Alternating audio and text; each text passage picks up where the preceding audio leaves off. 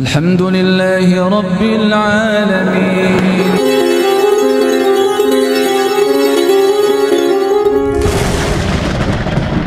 Merupakan bentuk imunisasi nabawi, Bu Ila. Jadi kalau orang yang tidak mau imunisasi pakai suntik, sarankan saja imunisasi sesuai sunnah nabawi. Dikunyah, dilembutkan, kemudian ditahnik.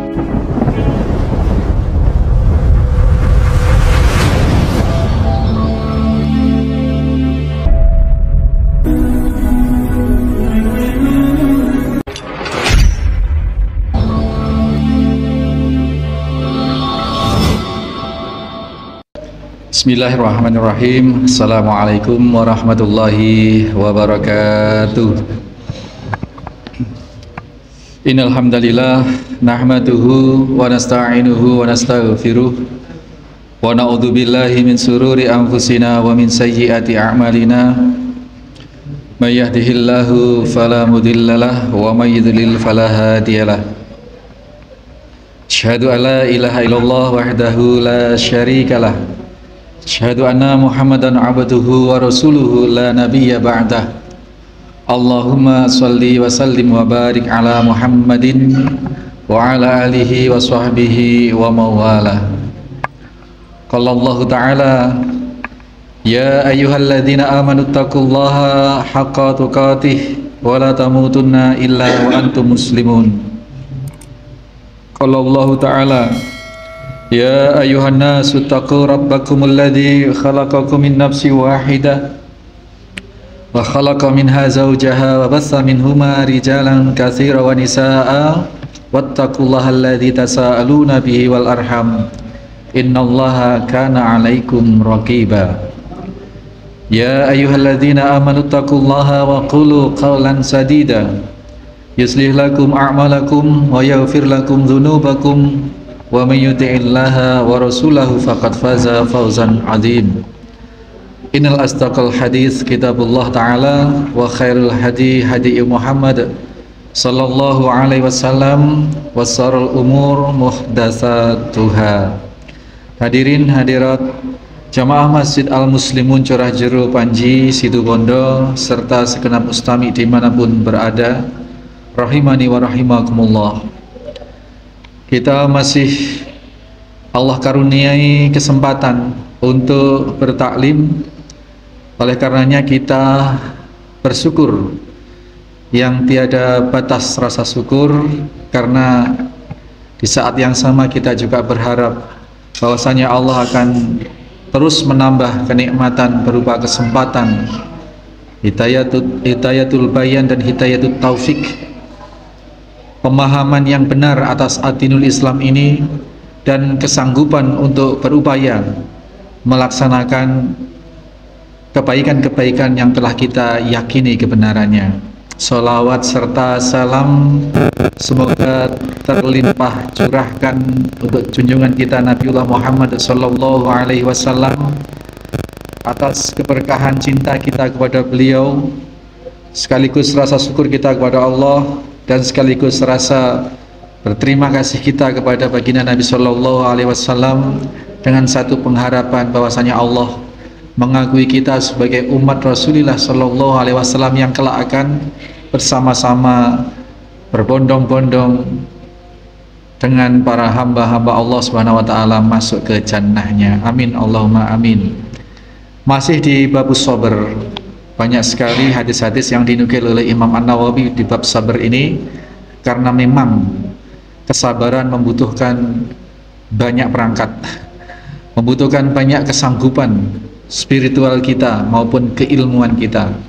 Karenanya cukup banyak juga hadis-hadis yang dinukil oleh Imam An-Nawawi di dalam kitab Riyadhus Shalihin ini, terkhusus dalam bab sabar, untuk terus mengisi informasi, berupaya kita memasukkan, mengejar hidayatul bayan, mengejar pemahaman dari Allah Subhanahu wa Ta'ala, diantaranya melalui kajian kitab Riyadhus Shalihin yang seluruhnya memuat hadis-hadis sahih, minimal hadis hasan, dan firman-firman Allah Subhanahu wa Ta'ala yang akan kita gali faedah atau fadilah atau pelajaran yang bisa kita ambil dan kita terapkan dalam kehidupan sehari-hari. Sampai kita di hadis yang ke-44 bab sabar ini, masih dari Anas bin Malik. Wa an Anas radhiyallahu anhu qala. Anas ini adalah dari kalangan Ansor, Pak. Ketika Nabi datang, Anas ini masih berumur antara 8 sampai 9 atau 10 tahun. Jadi sudah sedemikian mahfum orang-orang kaum Ansor, penduduk asli Madinah, dengan datangnya baginda Nabi dan para sahabat yang lain berlomba-lomba untuk memberikan kebaikan. Sampai-sampai para sahabat seolah berebut untuk memberi tempat kepada Nabi SAW. Sampai-sampai masjid pertama yang mau dibangun di kota Madinah ini, beberapa sahabat kaum Ansor yang pemilik tanah ini seolah berebut, di tanah saya saja ya Rasul untuk membuat masjid. Nah, akhirnya Rasul dengan penuh kearifan kemudian melepaskanlah onta kesayangan beliau, untuk apabila onta ini nanti berhenti dan duduk di mana lokasi, yaitulah nanti yang akan ditempati masjid. Terus Rasulullah SAW mempersaudarakan kaum Ansor dengan kaum Muhajirin, orang-orang yang hijrah dari Makkah dan penduduk asli Madinah. Mempersaudarakan tidak hanya basa-basi, saudara seperti halnya saudara kandung, tapi tetap secara nasab tidak sama, tetapi dipersaudarakan, si A dengan si B, si C dengan si D. Di antaranya itu pembauran antara masyarakat Muhajirin yang menyertai Nabi dari Makkah dengan kaum Ansor. Nah, dalam adegan yang lain, kaum Ansor ini berlomba-lomba memberi apapun yang dia bisa beri kepada Nabi dan kepada para sahabat yang datang dari Makkah. Yang punya harta diberilah harta, yang punya lokasi atau lahan diberi lahan, sampai-sampai ditawari kalau butuh istri, ada seorang yang istrinya lebih dari satu, silahkan pilih wahai saudaraku, pilih mana yang disuka, akan saya ceraikan dan ambil istri untuk istrimu. Gitu. Seperti itu, sampai seperti itu, Pak. Nah, salah satu penduduk Ansor yang sangat berkeinginan memberikan sesuatu pada Nabi tetapi tidak punya harta benda, yakni Ummu Sulaim, yang dengan nama lain itu Rumaisah atau Humaisah. Ini seorang yang hanya memiliki seorang anak bocah, namanya Anas. Anas ini bapaknya namanya Malik, maka kita kenal dengan Anas bin Malik. Ummu Sulaim ini punya anak Anas, kemudian datang Islam, mendapat hidayah, masuk Islam. Suaminya yang bernama Malik itu diajak masuk Islam, malah marah dan pergi, tidak mau menerima Islam. Jadilah bercerai. Kemudian suatu saat Ummu Sulaim yang janda, satu anak ini dilamar oleh seseorang, Abu Tolhah namanya. Dilamar, dan waktu itu Abu Tolhah masih dalam kondisi belum muslim, masih belum masuk Islam. Nah, Abu Tolhah ini perawakannya ya ganteng, ya punya harta, orangnya pada dasarnya baik, sehingga Ummu Sulaim, seandainya engkau seakidah dengan saya akan menerima lamaranmu. Tapi karena engkau tidak seakidah, maka kau muslimah itu haram dinikah oleh orang yang non muslim. Maka dengan seperti itu, maka Abu Tolhah ini kemudian mempelajari Islam, dan tidak dalam waktu yang lama dia masuk Islam. Dan setelah keislaman Abu Tolhah ini, dia kembali melamar Ummu Sulaim, ini siapa, Rumaisah tadi atau Humaisah ini, kemudian diterimalah lamarannya, jadilah dia suami istri. Nah, Anas ini berarti anak tiri dari Abu Tolhah itu, anak tiri. Nah, di dalam hadis ini Anas yang kala itu ketika masih umur antara 8 sampai 9 tahun yang dihadiahkan untuk Nabi. Wahai Rasul, saya sangat ingin Ummu Sulaim, ya Ummu Sulaim sangat ingin memberikan sesuatu untukmu, tetapi saya tidak punya harta benda. Ini saya punya anak punya anak, silahkan ini jadi pembantu jenengan gitu. Kalau masih ada perbudakan itu anggaplah dijadikan budak. Tetapi dalam hal ini kemarin sudah kita sampaikan bahwa Anas bin Malik ini adalah pembantu Rasulullah sejak kecil, dan beliau yang sedemikian lama mendampingi Rasulullah Shallallahu Alaihi Wasallam. Diserahkan oleh ibundanya anak ini untuk menjadi pembantu Khadamur Rasul, untuk menjadi pembantunya Rasul. Jadi selama Rasul ini tidak berada di dalam rumah, ya hampir dipastikan dimanapun Rasul berada, Anas ini selalu mendampingi. Ya kalau sekarang ya barangkali yang bawakan songkoknya, bawakan apanya begitulah, bawakan kitabnya gitu, kemana saja. Nah ini oleh karenanya Anas bin Malik ini tahu betul seluk-beluk Rasulullah SAW, terutama ketika ada di luar rumah beliau. Nah, salah satu yang diceritakan oleh Anas tentang kejadian yang terkait dengan Rasulullah SAW ini, kemudian kita bertemu dengan hadis yang ke-44 ini. Wa an Anas radhiyallahu anhu qala, dari Anas, mudah-mudahan Allah meridhoinya, Anas berkata, kanna ba'nu li Abi Thalhah, suatu saat bayi dari Abu Thalhah radhiyallahu anhu yastaki, sedang sakit yang agak parah, sakit sumang atau demam atau panas begitu. Ini jadi anaknya Abu Thalhah dengan Ummu Sulaim. Jadi apa namanya Pak? Adik tiri ya Pak ya. Anas ini anak kandungnya Ummu Sulaim. Ummu Sulaim menikah dengan Abu Thalhah, kemudian punya anak. Nah, anak yang kecil ini diceritakan oleh Anas sedang sakit keras. Fa kharaja Abu Thalhah. Kemudian Abu Thalhah dalam anaknya sakit itu ada kepentingan keluar rumah. Tidak dijelaskan berapa lama keluar rumah. Tetapi yang terjadi adalah fakubidho sobiyu, si anak ini kemudian meninggal dunia. Falamma raja'a Abu Thalhah qala, ketika Abu Thalhah pulang datang, dia bertanya pada istrinya, ma fa'ala ibni, bagaimana keadaan anakku, gitu. Tanya ke istrinya, ke Ummu Sulaim. Qalat Ummu Sulaim wahia ummu sobiyi. Ummu Sulaim ini adalah ibunya dari bayi yang sedang ditanyakan itu. Qalat Ummu Sulaim wahia ummu sobiyi, menjawab huwa askanu makana. Jawabannya apa Pak? Anak yang sudah meninggal tadi, suaminya datang tanya, ya apa anakku, gimana anak kita? Dia sudah lebih tenang dari sebelumnya. Ketika ditinggal masih kondisinya panas Pak, panas, rewel, nangis terus. Abu Thalhah ada kepentingan keluar, tidak tahu berapa lama, ketika datang tanya gimana keadaan anak kita. Dalam posisi sudah tidak ada suara gitu ya.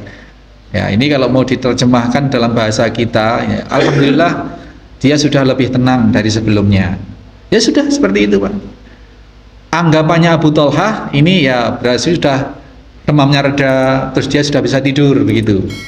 Maka kemudian yang terjadi adalah bahwasanya huwa askanu makana, sudah lebih baik dari sebelumnya. Kemudian faqarabat lahul asya'a, Ummu Sulaim ini kemudian menghidangkan makanan untuk suaminya Pak. Lalu al-asya'a fata'asya, menghidangkan makanan, fata'asya, kemudian Abu Thalhah mungkin ditemani oleh istrinya juga, Ummu Sulaim juga makan, kemudian makan.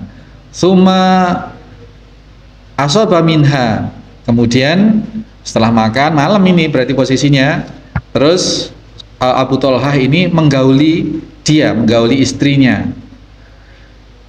Kemudian falamma faragha, Setelah semuanya selesai, qalat, barulah Ummu Sulaim mengatakan kepada suaminya, waru as-sabiyya, teman-teman atau tetangga atau orang-orang telah memakamkan bayi kita. Kaget, Pak, ini kaget ya. Kemudian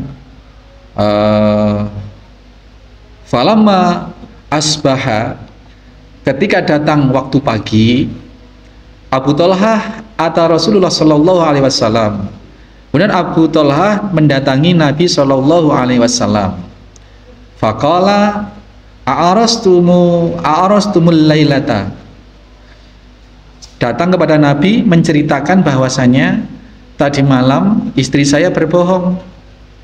Anak saya meninggal, saya tidak diberitahu, diberitahu sudah berlalu.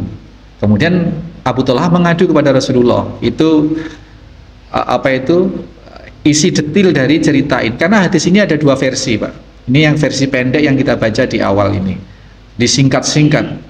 Jadi ketika Abu Thalhah mendatangi Rasul sallallahu alaihi wasallam, fa akhbarahu, memberitakan tentang kejadian semalam.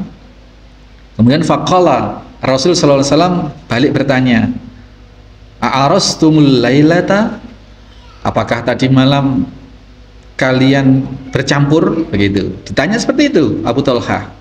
Qala na'am, Abu Thalhah menjawab, benar ya Rasulullah, betul. Qala, kemudian Rasul seketika mendengar jawaban bahwa tadi malam suami istri itu berkumpul, Rasul seketika berdoa, Allahumma barik lahuma, ya Allah berilah keberkahan kepada suami istri ini. Nah ini kemudian fawaladat gulaman, kemudian perkembangannya malam itu, hubungan malam itu jadi bayi. Perkembangannya kemudian disingkat hadis ini, kemudian lahirlah seorang anak, ya, fawaladat gulaman, lahir seorang anak laki-laki. Faqala li Abu Thalhah, lalu Anas menyatakan bahwa Abu Thalhah, bapak tirinya, berkata kepadaku, kata Anas, ihmilhu hatta ta'ti bihin Nabi sallallahu alaihi wasallam wa ba'atha ma'ahu bitamarot. Gendonglah adikmu ini, gendonglah bayi kecil ini, wahai Anas, datangi Rasulullah sallallahu alaihi wasallam dan sertakan, bawalah buah kurma. Jadi bayi ini Anas diutus untuk menggendong adiknya, dibawa ke Rasulullah sambil membawa kurma. Faqala, Nabi kemudian bertanya pada Anas ketika Anas sudah nyampe ke Nabi, ama'ahu syai'un, apakah engkau membawa sesuatu? Gitu. Bawa bayi, apakah juga menyertakan dengan bayi ini sesuatu? Ditanya Anas oleh Nabi. Qala na'am, Anas kemudian menjawab, iya, tamarotun, buah kurma ya Rasulullah.